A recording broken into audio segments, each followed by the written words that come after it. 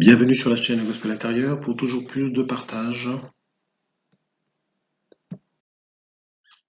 Aujourd'hui, nous allons partager quelques éléments sur notre rayon d'action, sur notre sphère d'action.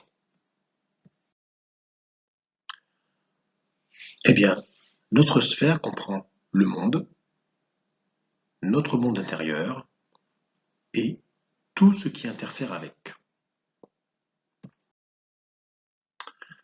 Et ceci au nom de cette loi spirituelle dont nous avons déjà parlé dans les vidéos précédentes, qui est la loi d'autorité. Cette loi d'autorité dit que nous avons chacun une autorité légitime de créature du divin appelée à exercer cette autorité et devenir enfant du divin, parce que nous sommes chacun constitués à l'image du divin.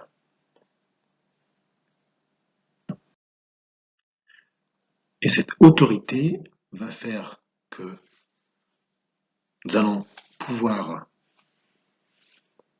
comprendre que tout est possible, même si tout n'est pas profitable, et que tout n'édifie pas, comme le dit l'apôtre Paul dans ses épîtres.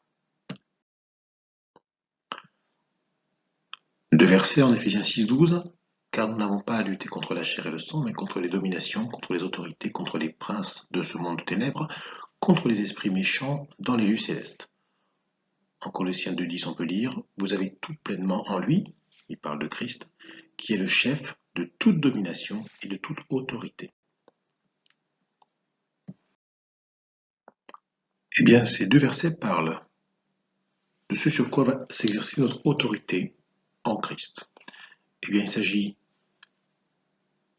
de comprendre que nous avons autorité sur les dominations, les autorités, les princes de ce monde de ténèbres, les esprits méchants, c'est-à-dire toutes les forces négatives qui sont avant tout à l'intérieur de moi, mais aussi autour de moi et qui m'empêchent d'exprimer mon plein potentiel d'enfant du divin.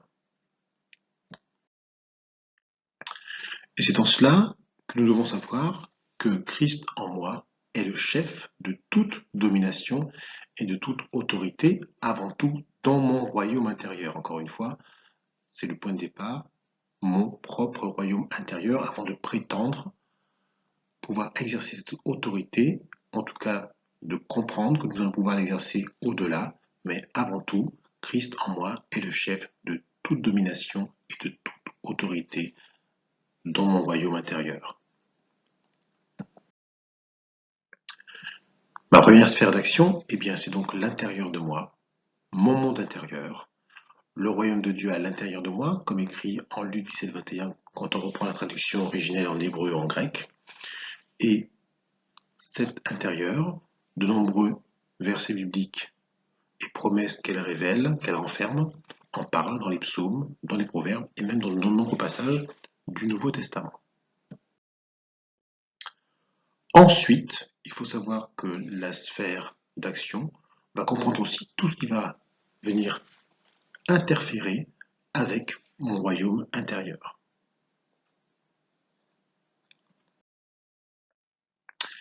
Prenons un exemple tout simple. Eh bien, chacun peut avoir des besoins qui peuvent être primaires ou secondaires. Chacun peut avoir dans sa vie des oppositions. Je parle d'opposition intérieure, d'empêchement intérieur, ou des situations d'adversité intérieure, des forces qui travaillent en nous, pas forcément pour nous, ou simplement des obstacles à des projets qui nous veulent du bien, des projets que nous avons qui sont bons pour nous, eh bien, et d'autres choses bien sûr, eh bien, tout d'abord, la prise de conscience de tout cela, qui peut être directe, suggérée ou inspirée, va faire naître en nous un désir de résolution du problème. Et c'est en cela qu'on peut considérer que cela est un appel. C'est-à-dire qu'en fait, prendre conscience de ses besoins, de ses oppositions, de ses adversités, ou de tout ce que l'esprit met comme problème à solutionner, que l'esprit nous met en connaissance, eh bien tout cela peut générer en nous un désir de résolution du problème comme un appel. Et de cet appel va naître une décision, peut naître une décision de mise en marche. Et c'est en cela que Christ en moi va commencer d'agir quand j'aurai décidé de faire quelque chose. Et c'est en cela que nous pouvons lire en Matthieu 6,33, « Cherchez premièrement le royaume et la justice de Dieu, et toutes ces choses vous seront données par-dessus. » Toutes ces choses en question, eh bien c'est, si vous relisez un petit peu les versets précédents, vous verrez qu'il s'agit de choses tout à fait, dans un premier temps, très matérielles, très primaires. Nous pouvons en trouver beaucoup d'autres versets bibliques et de promesses qui parlent de ces choses dans les psaumes, dans les proverbes, ou même dans le Nouveau Testament.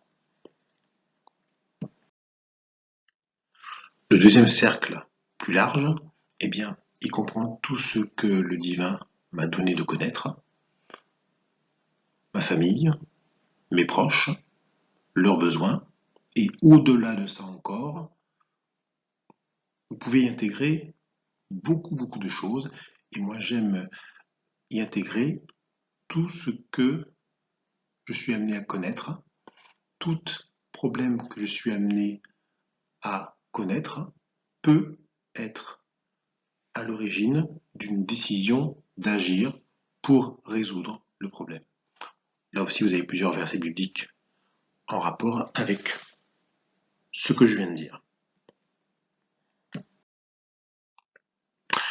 Et encore plus loin, il faut savoir que la sphère d'action que nous avons est encore plus large, car non seulement tout est possible à celui qui croit, et que ce sont des promesses dont j'ai déjà parlé dans d'autres vidéos, qui en fait sont comme un fil conducteur, qui vraiment peuvent appuyer, en tout cas de nous à nous-mêmes, notre légitimité à demander de pouvoir agir dans le sens de la résolution vers les promesses.